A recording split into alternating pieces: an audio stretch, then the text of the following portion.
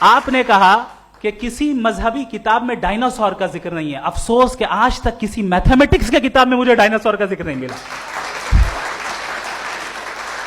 تو اس کا مطلب میتھمیٹکس کی کتاب بیکار ہے؟ نہیں, اس کا وہ ٹاپک نہیں ہے. ریویلیشن کا اور مذہبی کتابوں کا ٹاپک یہ نہیں ہے کہ آپ کو آ کے بتائے سائیکل کیسے بناتے ہیں, یا آ کر یہ بتائیں کہ جو ہے ڈائناسور کب تھا. وہ تو مورالیٹی سکھانے آیا ہے, گاڈ کے بارے میں بتانے آیا, نان فزیکل ریالٹی کی حقیقت کو سکھانے کے لیے آیا.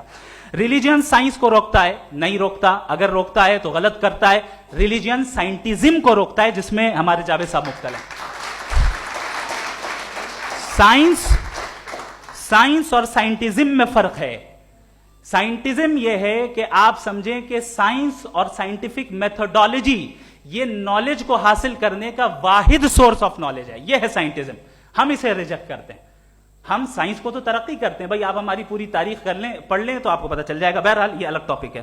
اس کے بعد انہوں نے ایک لفظ کہا, ویٹیکن نے فتویٰ دیا. ویٹیکن کا فتوے سے کوئی تعلق نہیں ہے, دونوں کانٹراڈکٹری الفاظ ہیں. اس کے بعد انہوں نے کہا کہ بھائی ہمیں نہیں معلوم. اگر نہیں معلوم تو کلیئرلی کہہ دینا کہ نہیں معلوم ہے, اس میں کیا حرج ہے. تو وہی تو میں کہہ رہا ہوں نا کہ آپ کہہ دیں کہ نہیں معلوم, لیکن کلیم کیوں کر رہے ہیں کہ گاڈ ایگزسٹ نہیں کر رہا ہے.